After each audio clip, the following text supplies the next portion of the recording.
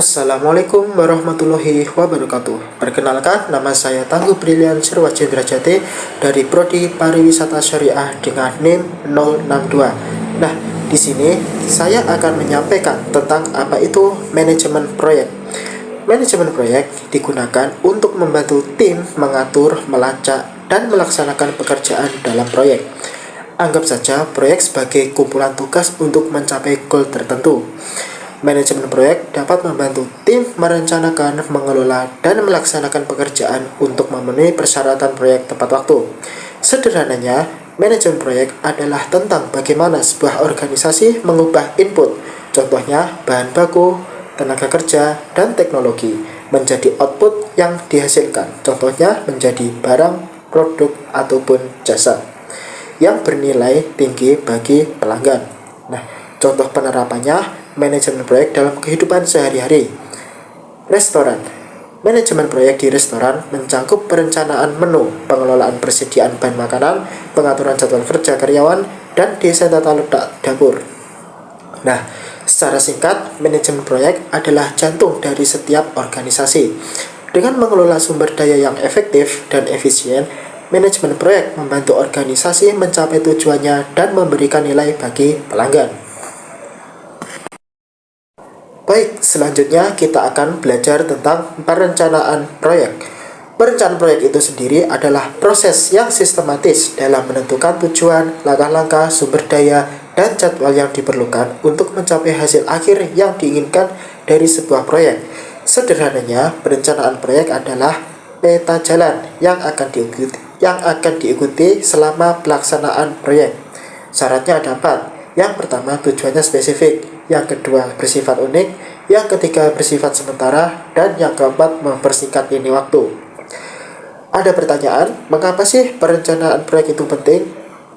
Nah, salah satunya adalah perencanaan memberikan arah yang jelas kepada semua anggota tim tentang apa yang ingin kita capai, sehingga semua upaya terarah dan tertuju pada satu tujuan. Nah, contoh perencanaan proyek. 1. Misalnya, kita ingin mengadakan acara ulang tahun nih di sebuah perusahaan. Perencanaan proyeknya bisa meliputi yang pertama tujuannya, yaitu merayakan ulang tahun perusahaan dan meningkatkan semangat kerja karyawan. Yang kedua, dalam lingkupnya, menyewa tempat, mengundang tamu, menyiapkan makanan dan minuman, dan menyusun acara hiburan. Yang ketiga, WBS, menyewa tempat, membuat undangan, memesan makanan, menyewa hiburan, dan lain-lain. Yang keempat, jadwal, yaitu membuat timeline untuk setiap tugasnya, mulai dari persiapan hingga pelaksanaan acara. Dan yang kelima, yaitu menentukan anggarannya, yaitu biaya untuk sewa tempat, makanan, hiburan, dan biaya-biaya yang lainnya. Kesimpulannya, perencanaan proyek adalah langkah awal yang sangat penting untuk mencapai keberhasilan dalam setiap usaha. Dengan perencanaan yang matang, kita dapat meningkatkan peluang kita untuk menyelesaikan proyek tepat waktu, sesuai anggaran, dan memenuhi harapan semua pihak yang terlibat. Oke, tadi kita telah mempelajari tentang manajemen proyek dan perencanaan proyek. Selanjutnya, kita akan belajar tentang penentuan jadwal proyek. Penentuan jadwal proyek sendiri adalah langkah yang penting dalam perencanaan proyek. Jadwal proyek merupakan blueprint yang menunjukkan urutan tugas, durasi, dan tenggat waktu penyelesaian setiap tugas dalam proyeknya. Penentuan jadwal proyek ini melibatkan kepengurutan dan pembagian waktu ke semua aktivitas proyek. Pada tahapan ini, manajer memutuskan berapa lama suatu aktivitas akan memakan waktu dan menghitung sumber daya yang diperlukan pada masing-masing tahapan produksi. Tujuan penentuan jadwal proyek. Tujuan yang pertama adalah untuk menunjukkan hubungan, yang kedua untuk mengidentifikasi hubungan, yang ketiga untuk mendorong pengaturan waktu, dan yang keempat adalah untuk mengidentifikasi kemacetan utama dalam proyek. Selanjutnya, kita akan membahas tentang metode penjadwalan proyek. Dalam metode penjadwalan proyek ini terdiri dari 3 bagian. Yang pertama adalah metode PERT, yaitu Program Evaluation and Review Technique. Dalam metode ini menggunakan 3 perkiraan waktu. Yang pertama optimistis, yang kedua pesimistis, dan yang ketiga yang paling mungkin untuk setiap tugasnya. Metode yang kedua yaitu metode CPM atau Critical Path Method. Metode ini berfokus pada identifikasi jalur kritis dan mengoptimalkan penggunaan sumber daya. Dan metode yang ketiga atau yang terakhir yaitu diagram Gantt. Diagram Gantt metode ini memvisualisasikan sederhana yang menunjukkan durasi dan tumpang tindih tugasnya. Di sini saya akan menjelaskan pengendalian proyek. Kendali proyek seperti kendali sistem manajemen lainnya melibatkan pengawasan yang ketat terhadap sumber daya, biaya, kualitas, dan anggaran. Kendali juga berarti menggunakan sebuah siklus umpan balik untuk merevisi rencana proyek dan memiliki kemampuan untuk memindahkan sumber daya kemanapun mereka saling membutuhkan. Yang kelima yaitu teknik manajemen proyek. Teknik tinjauan ulang dan evaluasi program. Metode jalur kritis dikembangkan pada tahun 1950-an untuk membantu manajer menentukan jadwal, mengawasi, dan mengendalikan proyek yang besar dan rumit. Dikenalkan pertama kali sebagai sebuah alat untuk membantu pembangunan dan memelihara pabrik kimia. Selanjutnya yaitu adalah menentukan jadwal proyek. Ketika jaringan proyek sudah digambarkan, langkah selanjutnya adalah untuk menentukan jadwal proyek, yaitu perlu mengidentifikasi waktu awal dan akhir yang direncanakan untuk masing-masing aktivitas. Untuk mencari tahu seberapa lama proyek memakan waktu, kita memerlukan analisis jalur kritis. Jalur kritis sendiri adalah jalur waktu terpanjang yang melalui suatu jaringan. Untuk menemukan jalur kritis, kita menghitung dua waktu awal dan akhir untuk masing-masing aktivitas. Ada 4. Yang pertama, permulaan paling awal atau ES, waktu paling awal di mana sebuah aktivitas bisa dimulai. Yang kedua yaitu penyelesaian paling awal atau EF, waktu paling awal di mana sebuah aktivitas bisa diselesaikan. Yang ketiga yaitu permulaan paling akhir, waktu paling lambat di mana sebuah aktivitas bisa dimulai sehingga tidak menunda waktu penyelesaian dari keseluruhan proyek.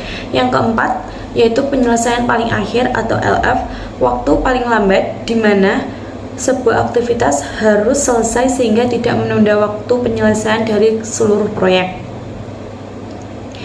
Kita sendiri menggunakan proses tupas lintas dua arah yang berisikan lintas depan dan lintas belakang.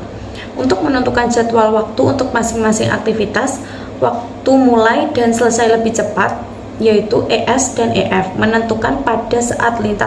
ditentukan waktu saat lintas depan, yaitu forward pass. Yang kedua, waktu mulai dan selesai paling lambat, LF dan LS, ditentukan pada saat lintas belakang. Selanjutnya, yang pertama, dari lintas depan, kiri atas dari titik simpul yang menunjukkan aktivitas tersebut. EF ditunjukkan pada sisi pojok kanan atas waktu yang paling lambat. LS dan LF ditunjukkan pada sisi pojok kiri bawah dan kanan bawah secara berurutan. Peraturan waktu mulai paling awal. Sebelum sebuah aktivitas bisa dimulai, semua aktivitas pendahulunya yang terdekat harus sudah selesai. Ada 2, yaitu jika sebuah aktivitas harus memiliki aktivitas pendahulu terdekat tunggal. ES sama dengan EF dari aktivitas pendahulunya. Yang kedua, jika sebuah aktivitas memiliki banyak aktivitas pendahulu terdekat. ES merupakan nilai maksimal dari semua nilai EF dari aktivitas pendahulunya. Yang kedua, peraturan waktu selesai paling awal. Waktu selesai paling awal EF dari sebuah aktivitas menunjukkan jumlah dari waktu mulai yang paling awalnya ES dan waktu aktivitasnya. Yang selanjutnya ada lintas belakang. Seperti halnya dengan lintas depan, dimulai dengan aktivitas pertama dalam proyek. Lintas belakang backward pass dimulai dengan aktivitas terakhir dalam proyek. Untuk masing-masing aktivitas, pertama menentukan nilai LF-nya, diikuti dengan nilai LS. 2 peraturan berikut digunakan dalam proses ini. Yang pertama, ada peraturan waktu selesai paling telat.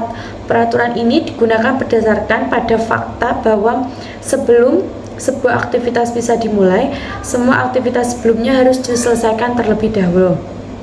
Yang kedua, ada peraturan waktu mulai paling lambat. Waktu mulai paling lambat atau LS dari sebuah aktivitas merupakan perbedaan waktu selesai paling lambat atau LF dan waktu aktivitasnya.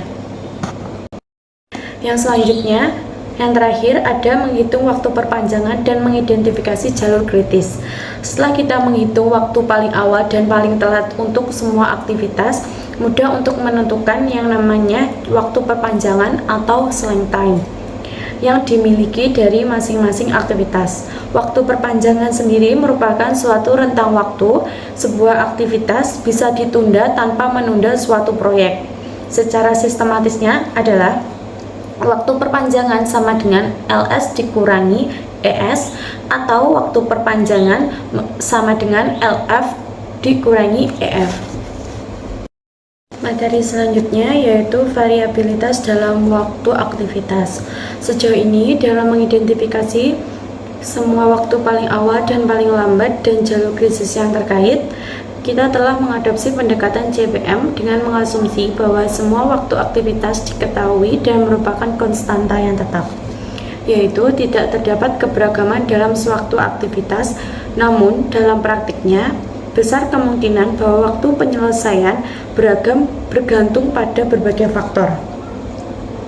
Hal ini berarti bahwa kita tidak dapat mengabaikan dampak dari keberagaman dalam waktu aktivitas ketika menentukan jadwal untuk sebuah proyek. BERT dapat mengatasi masalah ini. Yang pertama, 3 estimasi waktu dalam BERT. Ada 3 waktu. Waktu yang pertama yaitu waktu optimis, yang kedua waktu pesimis, yang ketiga ada waktu yang paling mungkin. Waktu optimis yaitu waktu yang akan diambil oleh suatu aktivitas jika segala sesuatunya berjalan sesuai dengan rencana. Yang kedua, waktu pesimis, waktu yang akan diambil oleh suatu aktivitas dengan mengasumsi kondisi yang kurang menguntungkan. Yang ketiga, ada waktu yang paling mungkin, adalah estimasi waktu yang paling realistik yang diperlukan untuk menyelesaikan sebuah aktivitas. Yang selanjutnya ada probabilitas penyelesaian proyek.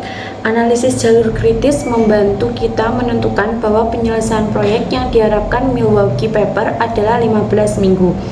Variasi dalam aktivitas-aktivitas yang berada pada jalur kritis bisa mempengaruhi keseluruhan waktu penyelesaian proyek, kemungkinan menundanya. Ini merupakan kejadian yang sangat membuat khawatir manajer pabrik. BERT menggunakan varian dari aktivitas-aktivitas jalur kritis untuk membantu menentukan varian dari keseluruhan proyek. Varian proyek dihitung dengan menjumlahkan varian dari aktivitas-aktivitas kritis. Rumusnya yaitu adalah biaya singkat per periode sama dengan biaya singkat dikurangi dengan biaya normal dibagi dengan waktu normal dikurangi dengan waktu singkat. Baik, selanjutnya saya akan menjelaskan mengenai sebab trade-off dan mempersingkat biaya waktu proyek.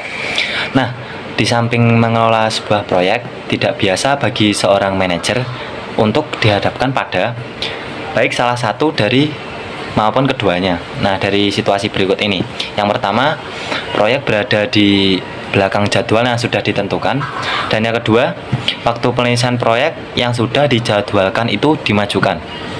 Nah, dalam kedua situasi tersebut, beberapa atau semua dari aktivitas-aktivitas yang ada perlu untuk dipercepat. Nah, biasanya dengan menambahkan sumber daya untuk menyelesaikan proyek sesuai dengan tenggat waktu yang diinginkan. Nah, untuk proses yang diperpendek durasinya dengan cara yang paling murah disebut dengan mempersingkat atau crashing proyek. Nah, terkait dengan crashing proyek atau mempersingkat proyek, selanjutnya ada CPM. Nah, apa itu CPM? CPM adalah Critical Path Method. Jadi itu seperti peta jalan terpanjang dan paling penting dalam sebuah proyek. Bayangkan kamu lagi bangun rumah. Nah, ada banyak tugas yang harus diselesaikan, mulai dari bikin fondasi, pasang dinding, sampai cat tembok. Nah, CPM ini akan bantu kamu cari tahu urutan tugas mana yang paling krusial dan harus diselesaikan tepat waktu agar rumah selesai dibangun sesuai jadwal. Nah, kenapa CPM penting? Yang pertama ini ada identifikasi tugas kritis. Nah, CPM akan menunjukkan tugas-tugas mana yang kalau molor sedikit aja bisa bikin seluruh proyek jadi molor. Nah, yang kedua ada perencanaan yang lebih baik. Dengan tahu tugas-tugas kritisnya, yang bisa kamu buat jadwal yang lebih realistis dan efektif. Nah, bisa buat jadwal yang lebih singkat. Yang ketiga ada pengelolaan resiko.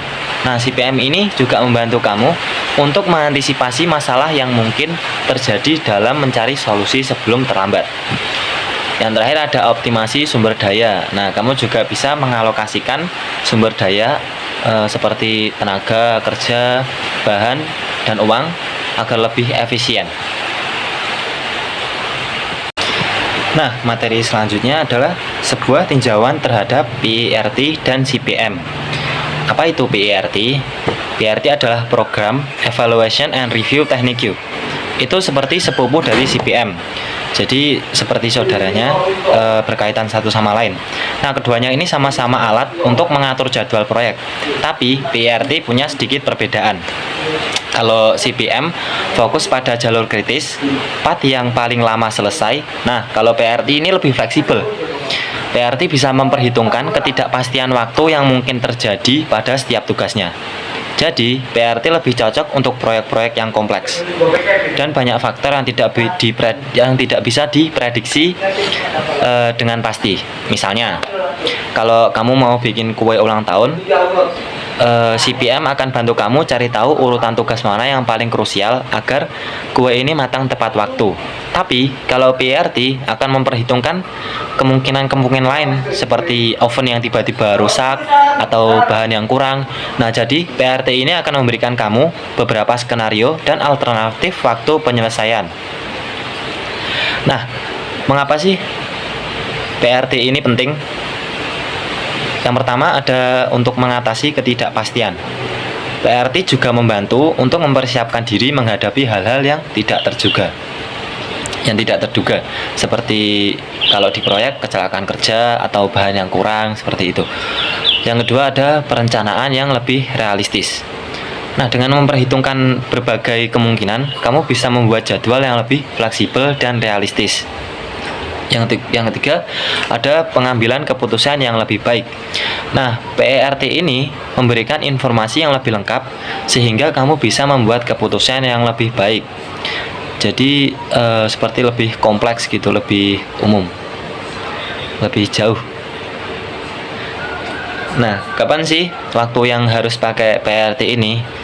Yang pertama ada proyek yang kompleks, yaitu proyek yang banyak tugas yang saling berkaitan. Yang kedua ada dengan banyak ketidakpastian.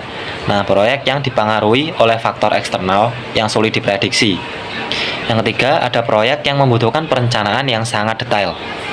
Nah, proyek yang membutuhkan analisis resiko yang mendalam. Singkatnya, PERT itu seperti peta jalan yang lebih rinci dan fleksibel dibandingkan CPM. PERT sangat berguna untuk proyek-proyek yang membutuhkan perencanaan yang matang dan antisipasi terhadap resiko. Baik, sekiranya seperti itu beberapa penjelasan materi mengenai manajemen proyek dari kelompok 9. Apabila banyak salah kata kami memohon maaf. Akhirul kalam, wassalamualaikum warahmatullahi wabarakatuh.